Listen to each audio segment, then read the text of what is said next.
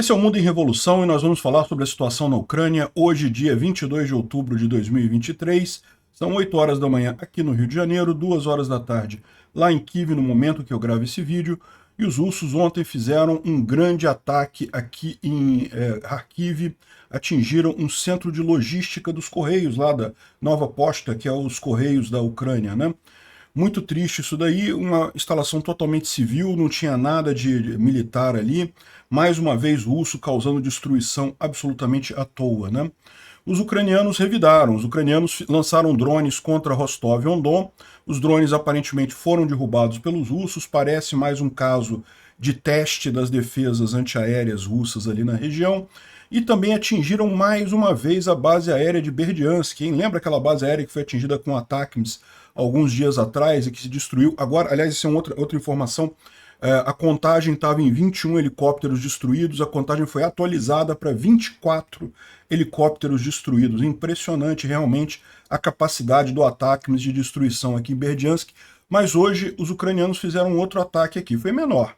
Então não deve ter sido com ataques. Pode ter sido com Storm Shadow, com Scalp, pode ter sido com um monte de coisa. Não deve ter sido ataques não, mas atacaram novamente aqui em Berdyansk, né? Aqui, na região de Kherson, os ucranianos continuam com uma série de cabeças de ponte aqui na margem esquerda do rio de Dnipro, e aparentemente continuam avançando. Surgiram algumas imagens do pessoal caminhando no areião aqui de Oleshka. Tem ucraniano andando nisso daqui. Lembra que eu expliquei para vocês, nessas áreas aqui, ó, é tudo areião, é areia, né? É uma espécie de... não chega a ser um deserto, mas uma área mais árida, com solo arenoso. Isso aqui chama Areal de Oleshk, né? Porque Oleshk é essa cidade aqui, ó. Então, tem imagem de ucraniano andando aqui. O pessoal está bem mais adiante do que a gente imaginava, né? Em Avdiivka, mais uma vez os russos tentaram avançar no dia de ontem e mais uma vez sofreram baixas colossais. Não chegou a ser aquele número que teve há poucos dias atrás de 120 blindados, não sei quantos, 55 tanques e coisa e tal, mas foram baixas significativas mais uma vez aqui na região de Avdiivka, e mais uma vez não conseguiram avançar nada por aqui. Ao contrário, os ucranianos avançaram em direção a Pisk. Uma equipe japonesa que trabalha com inteligência artificial aplicou um modelo deles à imagem do Putin em várias aplicações públicas, em várias aparições públicas dele, e identificou que existe mais de um dublê do Putin, ou seja, existe mais de uma pessoa fazendo papel, mais de uma pessoa além do Putin fazendo o papel de Putin. A gente já sabia disso, que tem vários sósias do Putin, algumas pessoas falam em 3, outras falam em 8 sósias do Putin que tem por aí, de graus variados de semelhança, mas o curioso é que pela primeira vez usaram um sistema de inteligência artificial para identificar esse tipo de coisa, né? Vamos falar sobre essas e outras notícias em detalhes. Essas notícias foram sugeridas por Daniel DM Gonçalves, Minha Mulher Não Quer Fazer Sexo Quando Vejo Peter, e várias outras pessoas. Obrigado aí a todo mundo que sugeriu as notícias lá no nosso site, o visãolibertaria.com, e obrigado também a você que está assistindo o nosso vídeo. Se você gosta do nosso conteúdo, por favor, deixe o seu like e se inscreva aqui no canal, né? E lembrando que hoje, dia 22, às 5h15 da tarde, né, 5h15 da tarde, horário aqui do Brasil, eu vou fazer nossa tradicional live de resumo da semana. Então, se você quiser ficar a par aí dos principais acontecimentos, tanto na guerra da Ucrânia quanto na guerra lá de Israel, nessa semana, a gente vai fazer a live, só se ligar aqui no canal, 5h15 da tarde, vamos estar aqui, eu estou pensando em manter esse horário a partir de agora, todo domingo às 5h15 eu faço a nossa live de resumo da semana, né? Eu tinha adiantado por conta da eleição do Milei, mas parece realmente que pode ser uma boa ideia para não confundir com muitos outros canais que fazem live na noite de domingo. Então eu passar minha live para tarde de domingo pode ser uma boa ideia. Vamos ver como é que acontece com a live hoje, né? Bom, a primeira notícia muito triste é o centro de distribuição dos Correios ali em Kharkiv, a Nova Posta. É um centro de logística que foi atingido por mísseis russos. Infelizmente causou 6 mortes e 14 pessoas feridas ali em Kharkiv. Kharkiv é essa cidade aqui, ela fica bem próxima da fronteira com a Rússia, é uma cidade que os russos tentaram tomar, eles achavam que iriam tomar ela no primeiro dia. não conseguiram tomar em momento algum, né? Embora a maior parte da população de Kharkiv fale russo, desde a invasão da Ucrânia de 2014, o sentimento anti-russo era muito grande, os russos se ferraram aqui em várias tentativas que fizeram de entrar na cidade, acabaram nunca conseguindo tomar a cidade, mas com isso ficaram com uma raiva desproporcional de Kharkiv e têm feito muita crueldade lá, né? Aqui mais imagens da destruição lá, enfim, isso aqui são encomendas normais, encomendas de pessoas mandando coisas para tudo. Esse aqui não dá nem para mostrar, porque mostra alguns corpos que estão ali, né? Essa imagem aqui mostra uma visão geral do centro de distribuição. Ele é um centro de logística de Correios, como tem em vários lugares aí do mundo, inclusive aqui no Brasil. E o míssil atingiu aqui, matando os funcionários que estavam lá dentro, destruindo um monte de coisa. Muito triste isso daí, né? Mas os ucranianos revidaram. Isso daqui foi Rostov. Rostov ontem recebeu vários drones. Aparentemente, a defesa antiaérea russa conseguiu interceptar os drones.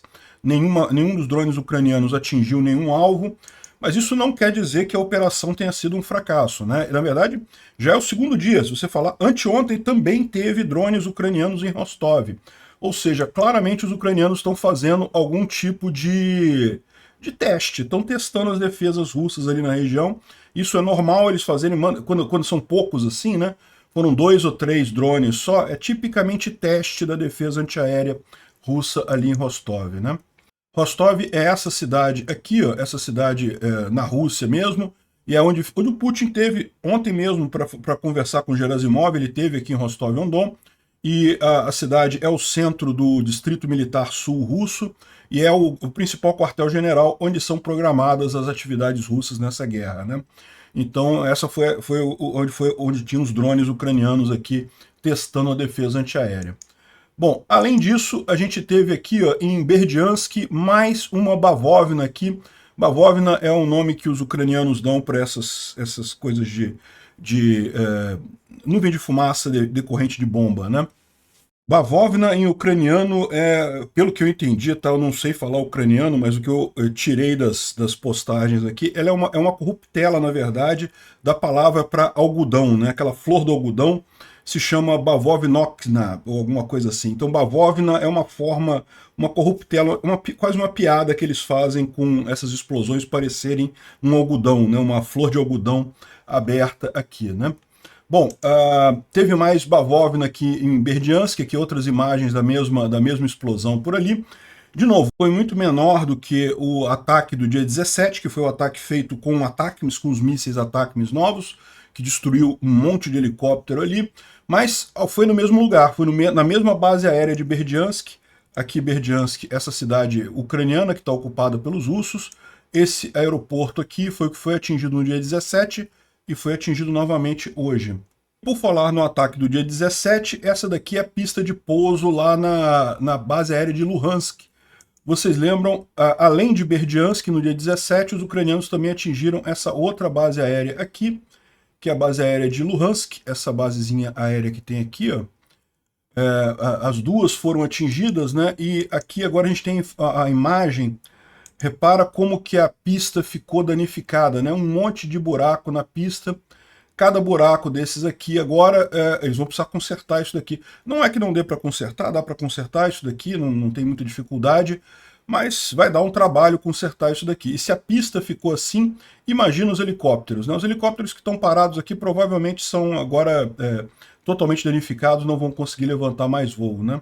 Além disso, hoje o Orinx é um serviço de OSINT muito famoso na internet, né? OSINT é Open Source Intelligence, ou seja, é o pessoal que faz inteligência com informações públicas de forma distribuída na internet, né? E o Orinx, ele é muito famoso, é um pessoal da Holanda, mas tem gente distribuída no mundo todo que ajuda ele.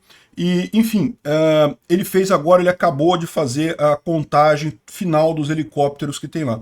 O pessoal confia mais no número dele do que no número tanto dos russos quanto dos ucranianos. E ele disse aqui que foram 15 helicópteros Ka-52, 7 destruídos, 8 danificados, e 9 Mi-8, 2 destruídos, 7 danificados. Esses helicópteros Ka-22 são os principais helicópteros de ataque que os russos usam, e eles têm sido muito usados justamente para frear os ucranianos aqui nas ofensivas aqui em Oryhiv, a partir de Bediansk, então os ucranianos não vão ter problemas por um tempo, né? É lógico, os que estão danificados pode ser que sejam consertados, tem vários graus de danos aqui, né? O que está destruído não tem nenhuma chance de voltar a funcionar. Mas o que está danificado pode ser construído, mas eles colocaram aqui, ó, os helicópteros que foram registrados como além de reparo, também foram listados como apenas danificados para ficar no lado seguro, né? Mas a maior parte deles eu acho que não vai ser possível reparar de forma nenhuma, vai acabar sendo perda total também, né? É aquele negócio. Esses que foram destruídos aqui foram totalmente destruídos. Pegaram fogo e destruíram totalmente, não tem como reparar.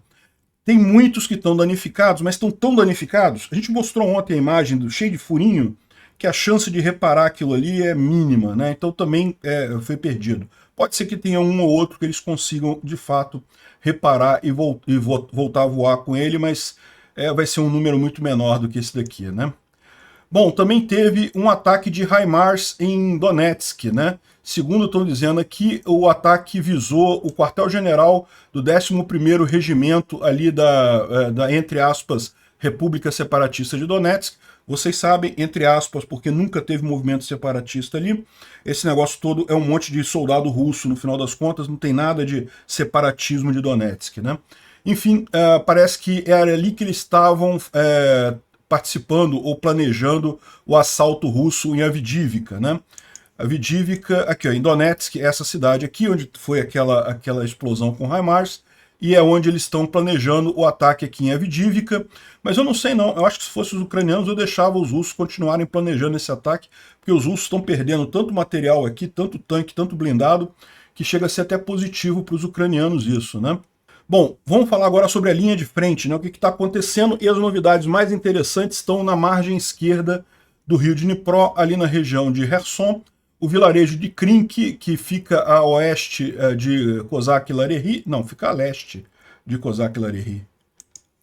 Eu acho que ele se enganou ali, ó, porque aqui a região sul aqui do rio Dnipro, né, a cidade de Kherson fica aqui, e a gente está falando dessa região aqui no meio, e os ucranianos estão fazendo uma operação muito grande aqui. Krink fica aqui, ó. Kozak-Larehy fica aqui, aqui é leste, então é a leste de Kozak-Larehy, ele deve ter se enganado aqui. E os russos estão tentando desalojar esses soldados ucranianos que estão ali em Krink, mas não conseguiram, né? E eles estão falando aqui, ó, o pessoal, que isso aqui é um blogger russo, falando que Krink na nossa margem. Na nossa margem eles querem dizer justamente porque aqui nessa região a margem direita é dos ucranianos, a margem esquerda está controlada temporariamente pelos russos. É dos ucranianos também, tá? Aqui também é Ucrânia, tá? Mas está temporariamente controlada pelos russos, né? Então, eles falam aqui que não é possível tomar controle desse vilarejo. Depois das operações, é pouco provável que um único prédio continue ali, né?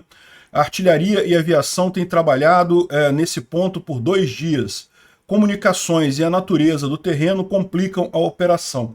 Ou seja, o que ele está dizendo é que aqui em Krink os ucranianos estão aqui nessa cidade, os russos tentaram desalojar eles usando infantaria aqui, não conseguiram. Repara que a cidade ela fica no meio de um anel de florestas aqui, né? E com isso os ucranianos já se infiltraram nessas florestas todas e a artilharia eles não conseguem. É o que os russos estão fazendo? Estão usando bombardeio, né? Estão usando artilharia aérea para destruir a cidade completamente, na expectativa de que isso vai tirar os ucranianos daqui. Não vai, porque os ucranianos já estão todos aqui na floresta do lado também, e a gente vai ver mais adiante, podem estar até mais longe do que isso, né? Aí aqui tem um outro dando a ideia idiota aqui, ó. Sem um contra-ataque na margem direita do rio Dnipro, a situação no nosso lado vai ficar instável. Nós precisamos iniciar uma operação ali, nós precisamos abrir o fronte de Kherson. Ou seja, o que ele está falando é que os russos estão propondo eles invadirem a margem direita dos ucranianos, porque aí os ucranianos teriam que defender a margem direita e não teriam como continuar o ataque aqui, né? É uma ideia de jirico, evidentemente, mas tomara que eles façam, tomara que eles tentem. E aqui alguém complementa que há perdas, ou seja, existem soldados russos mortos, né? O Reporting from Ukraine, que é um canal muito bom aqui no YouTube, recomendo sempre que vocês vejam, ele fala aqui justamente sobre o avanço aqui, né? Como os ucranianos eles avançaram não só aqui em Oleshk, que já tem essa cabeça de ponte há bastante tempo aqui, mas também aqui na região de Pichanivka e também aqui em Kozak e Larehi e agora também aqui em Krink, né? Estão ocupando uma área grande aqui nessa região, inclusive nas florestas que tem aqui ao sul de Krink, né? A Astra Intel traz a informação aqui que na margem esquerda do rio Dnipro, eu posso confirmar que hoje, dia 22 de outubro, as Forças Armadas Ucranianas ainda estão presentes em Krink. As tentativas recentes russas de tirar eles dali, desse vilarejo estrategicamente importante, até agora acabaram em falha, né? O que é mais impressionante nessa história é a seguinte: até aqui a gente tinha muito aquela ideia de que os ucranianos estão só fazendo uma ação aqui significativa na margem esquerda do Dnipro por conta para distrair os russos, né?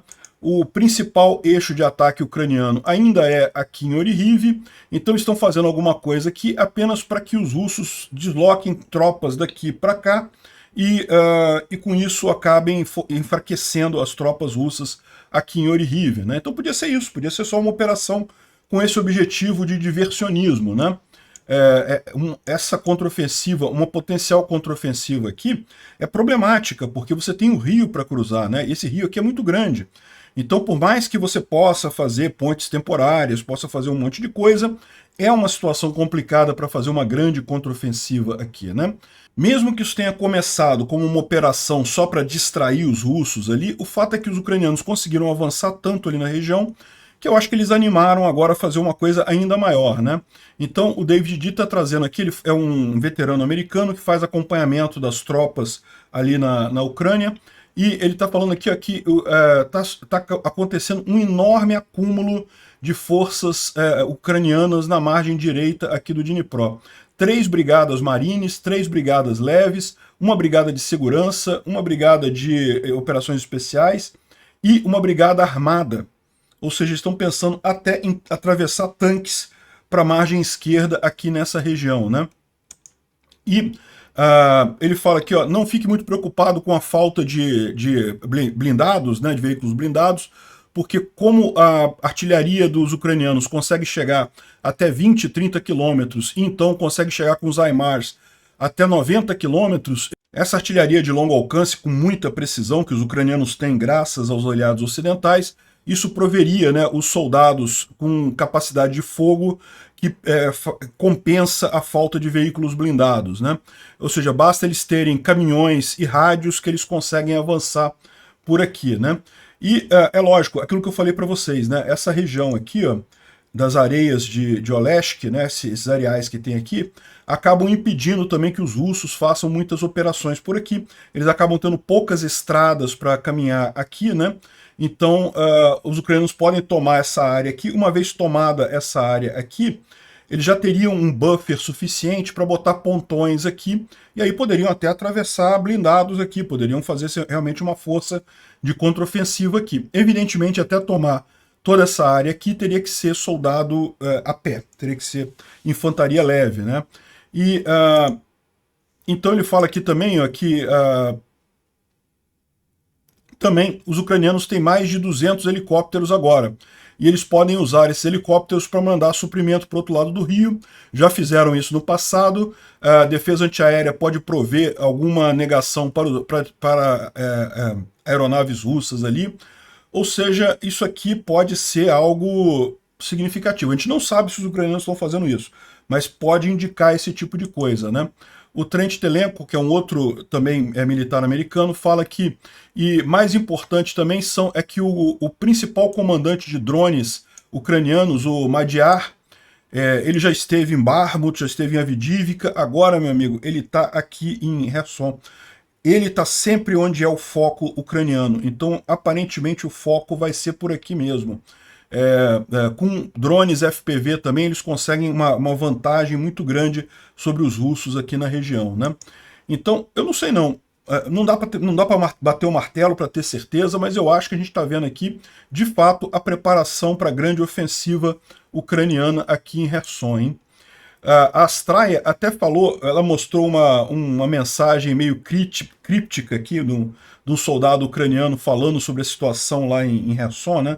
Uma mensagem meio criptográfica, e aí ela lembrou do caso Ele não pode falar muita coisa, é lógico, está tudo em segredo operacional, ninguém fala nada. O ucraniano não vai falar nada sobre o que eles estão fazendo, o que eles pretendem, o que eles não pretendem, né?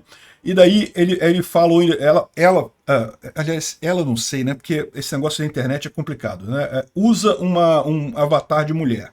É mulher? Não sei.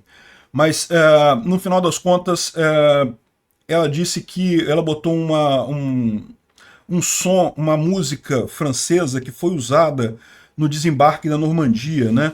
Os aliados já tinham um monte de sabotadores na retaguarda alemã ali na França, e a ideia é que quando acontecesse o desembarque da Normandia, esses aliados, esses partisãos, né, na retaguarda, iriam explodir as ferrovias para dificultar que os alemães fizessem a defesa, né, contra esse avanço dos aliados na Segunda Guerra Mundial, né? Então,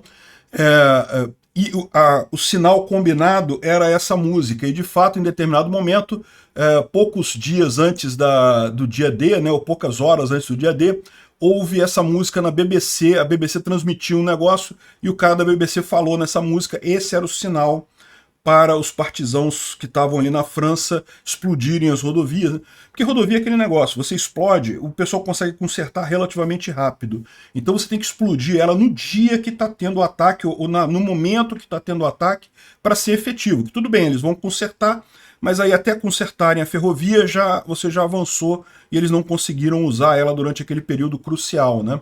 Então, ela fez essa piadinha aqui que parece que o que ele está fazendo é alguma coisa desse tipo, dando um sinal de que né, alguma coisa vai acontecer ali. E o curioso dos ucranianos trazerem agora essa quantidade grande de tropas aqui, porque já tinha uma grande quantidade de tropas aqui, né? Os russos já estavam preocupados com essa região, já tinha uma grande quantidade de tropas, mas aparentemente agora que eles trouxeram realmente as tropas todas, indicando que eles fizeram o primeiro avanço aqui, conseguiram segurar um pedaço da margem esquerda significativo, e agora deve vir a pedrada propriamente dita. Vamos ver, né? Vamos ver o que acontece. Isso aqui foi outra mensagem colocada pelo Ozint aqui. Ele está dizendo aqui que é uma mensagem críptica, nem todo mundo vai reconhecer esse local, mas muito em breve vocês vão saber as novas boas notícias. E aí ele fala aqui, eu penso que eu sei onde é que é, né? E alguns falaram que talvez fosse a Crimeia e coisa e tal, mas não, isso aqui é óbvio. Isso aqui são esses areões aqui, ó, essa região toda aqui em amarelo aqui, ó. Isso aqui são areões, ou seja, os ucranianos já estão andando em algum lugar por aqui, eles já avançaram muito mais do que esses vilarejos aqui. Os russos continuam batalhando por aqui, mas eles na verdade já estão avançando muito mais do que isso, né? Depois ele explicou que realmente são as areias de Oleshk, né? O Parque Nacional das Areias de Oleshk, que é justamente essa parte maior aqui, né? E ele fala aqui que os ucranianos já estão ali, já avançaram bem mais ali em Krink, e ele fala aqui, ó, olhando da minha bola de cristal, algumas coisas para se esperar se isso vai realmente se tornar uma ofensiva em larga escala, seria um aumento da atividade dos ucranianos no corredor Lobkov-Vasilivka e um grande cruzamento em algum lugar entre Nova Kakhovka e Enerhodar. Então, ele está falando que toda essa coisa que está acontecendo aqui ainda é apenas uma preparação para a coisa, que a grande travessia aconteceria aqui entre Nova Kakhovka e Enerhodar, ou seja, em alguma parte aqui onde esse reservatório grande aqui não existe mais, né? Os russos explodiram a represa aqui no início desse ano, então esse reservatório não existe mais, o rio é bem menor aqui, e eles provavelmente fariam os ucranianos fariam um grande movimento aqui nessa margem direita aqui de Kherson e fariam um avanço em algum lugar por aqui. Será verdade? Não sei. Vamos ver, vamos aguardar para ver o que vai acontecer aqui, né? Mas tem muita indicação de que sim. Bom, falando sobre Verbove, né? Aqui mais uma fonte russa, das 10 horas e 45 da manhã de hoje, dia 22/10, e ele está falando aqui, o russo está falando que a intensidade do bombardeio está aumentando. O inimigo usa todas as suas armas disponíveis da OTAN, nossos soldados com coragem cobrem uns aos outros, mostrando uma resistência e coragem impecável, né? É típico de mensagem de quem está na merda, está perdendo, e aí, pô, fala, não, com coragem e coisa e tal. Seria essa região aqui de Verbover, justamente aqui no eixo de Orihime, né? Curiosamente, se você notar, essas bolinhas vermelhinhas aqui são indicadas pelo exército ucraniano, né? Eles falam justamente sobre as ações dos russos. E curiosamente não tem nada aqui em Orihime hoje, o que significa que o exército ucraniano botou segredo no que está acontecendo aqui em Orihime hoje, mas aparentemente teve mais um aumento de intensidade na luta por ali, né? Aqui também, mais uma vez ali na região, Hohol é uma palavra pejorativa que os russos usam contra os ucranianos, né? Os ucranianos estão indo para Verbover. Enquanto você está aí esperando, você está calmamente curtindo a sua manhã de domingo, nossa artilharia está engajada em combate desde as primeiras horas da manhã. Nesse momento, o movimento de 8 tanques inimigos na forma de uma coluna de 6 unidades armadas e mais 2 tanques ao longo da floresta, está se encaminhando em direção aos regimentos do 58º Exército Russo, né? As forças do inimigo, no caso dos ucranianos, estão indo em direção a Tokmak, uma cidade significativamente importante na região de Zaporizhia, situada no cruzamento de estradas indo para Melitopol, Berdiansk, Vasilivka, e isso é precisamente onde as Forças Armadas Ucranianas e a OTAN estão tentando ir pelos últimos 5 meses, para conseguir furar a nossa linha defensiva e chegar até a Crimeia. A coluna de Leopard alemães, evidentemente, são considerados os mais efetivos nesse momento. Ou seja, o que ele está dizendo aqui é que os ucranianos estão indo não em direção a Verbover propriamente dita, mas em direção a Tokmak. Ou seja, a gente sabe que aqui entre Novoprokopivka e Yushchenkov tem a principal linha defensiva russa, a linha Surovikin, passa aqui por Verbover também. É possível que eles estejam fazendo esse avanço justamente aqui em direção a Pichenich ou Ocheretovat, né? Mas enfim, de qualquer forma, o que o cara está falando aqui é tão aberto que provavelmente é mais uma palavra de incentivo aos russos ali. Mas tudo indica que está acontecendo alguma coisa, como eu falei para vocês. O fato de a gente não ter nenhuma informação dessa região é sinal que está acontecendo alguma coisa. Bom, aqui a gente tem também informações sobre Avdivka. Avdivka, mais adiante aqui, é um local onde, ao contrário, os russos estão no ataque. Os russos estão tentando tomar Avdivka já desde o dia 11 de outubro e já perderam uma quantidade absurda de blindados aqui, de soldados, de tudo nessa região. E a grande novidade aqui, olha só, aqui o pessoal traz pra gente aqui, isso aqui é do Argonzo, tá? É um correspondente de guerra russo, e ele está falando aqui, ó, está muito quente no fronte de Donetsk. Depois de bombardeio, as forças russas conduziram operações de assalto próximo a Novomikhailivka e também Marinka, mas não conseguiram avançar. Os ucranianos, de forma inesperada, responderam da mesma forma na direção de Pisk e conseguiram empurrar nossas posições ali. Ou seja, o que ele está dizendo aqui é que os russos fizeram toda a preparação e tentaram avançar em Novomikolaivka e Marinka. Vamos olhar aqui nessa região aqui, ó. Marinka é aqui, Novomikolaivka é aqui, ó. Nessas duas cidades os russos fizeram preparação, tentaram avançar aqui, mas não conseguiram. Os ucranianos aqui, ó, vieram em direção a Pisk, já bem aqui em Avdivka. Isso é extremamente crítico para os russos, tá, esse avanço ucraniano, porque a única coisa que eles tinham conseguido avançar era justamente aqui na região de Permovaisk. Se eles conseguiram de fato avançar aqui em direção a Pisk, é uma excelente notícia. E, de novo, isso daqui é um blogger russo falando, né? Aqui, ó, além disso, parece que teve um comandante de batalhão que foi morto ali em Avdivka no dia 21, ou seja, ontem. Essa nota apareceu na rede social, a VKontakte, lá, que é o Facebook lá dos russos, e não está claro como ele morreu, mas ele era filho de um oficial russo que é antigo, né, que batalhou no Afeganistão e coisa e tal. Então o pessoal tá preocupado, aí, um baque moral nos russos grande, né, embora o rapaz fosse só um comandante de batalhão, né. E aqui tem mais um monte de blindados destruídos de ontem para hoje, impressionante, mais um monte de filmezinho de blindado russo sendo destruído. De novo, parece que de ontem para hoje os russos tentaram mais uma vez avançar em Avdivka, mais uma vez perderam um monte de coisa e não conseguiram avançar nada, né? Nos mesmos lugares ali de novo. Agora, isso daqui é curioso. Os ucranianos mandaram pelo menos algumas unidades da 47ª Brigada ali para Avdivka, que são brigadas que têm equipamentos novos, né? Que tem Bradleys e coisa e tal, né?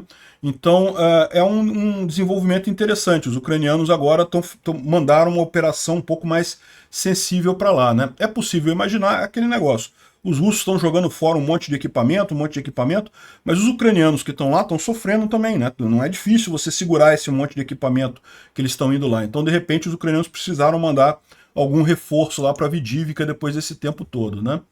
O pessoal tá brincando aqui, ontem saiu essa notícia aqui, que os russos estão cavando túneis próximo a Avdivka para pegar os ucranianos de surpresa, né?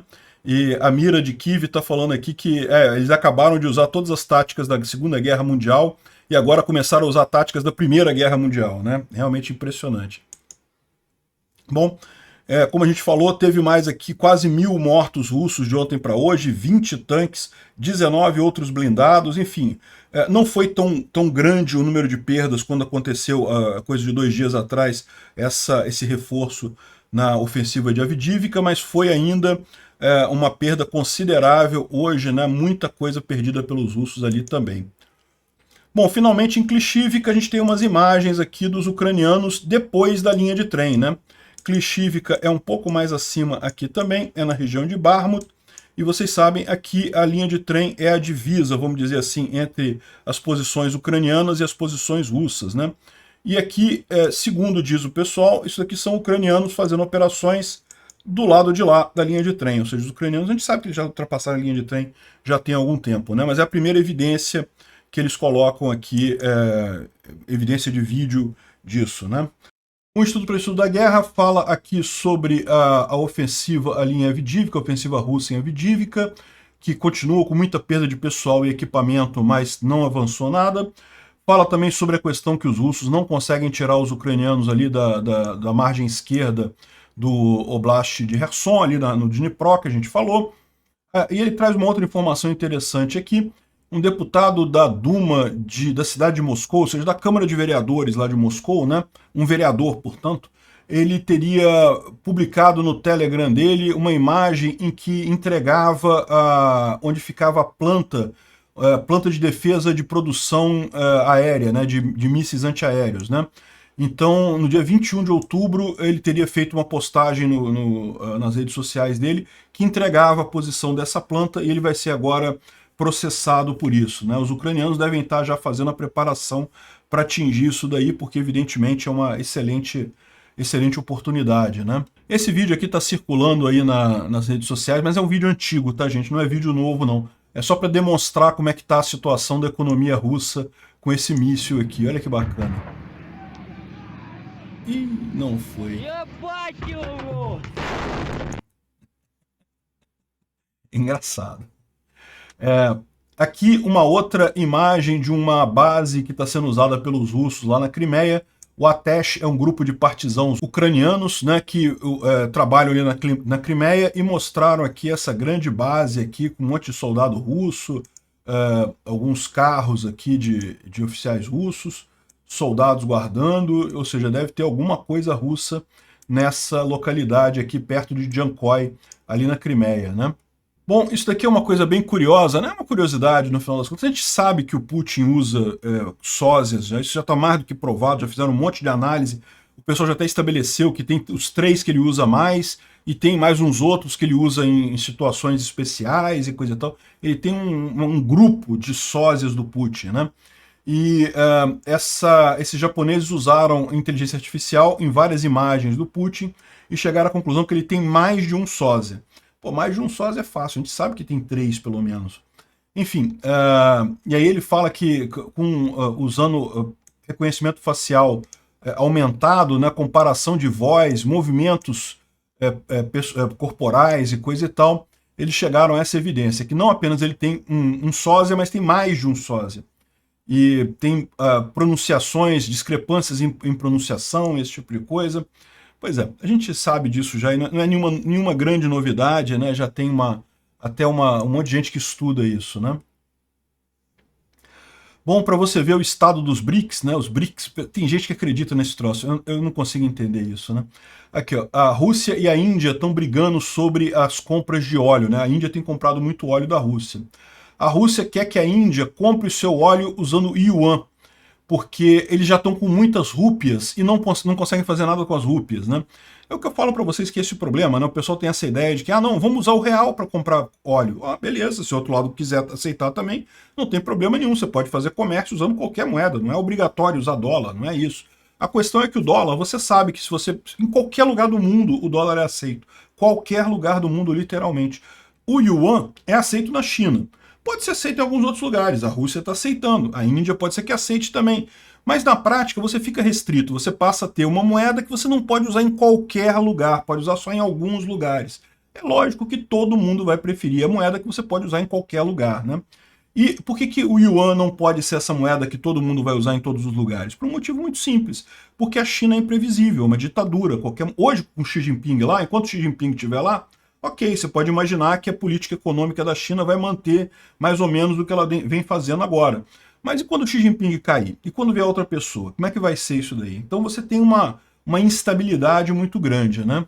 Outra coisa que está sendo espalhada aí por muitos propagandistas russos, então é bom esclarecer esse caso. Sim, a Ucrânia votou para banir não a Igreja Ortodoxa, tá? Isso que o pessoal está falando. Não, os ucranianos estão banindo a religião, não pode mais ser ortodoxo e coisa e tal. Não, não é isso. Eu já tinha falado sobre isso há mais tempo, essa briga acontece na Ucrânia já há muitos anos.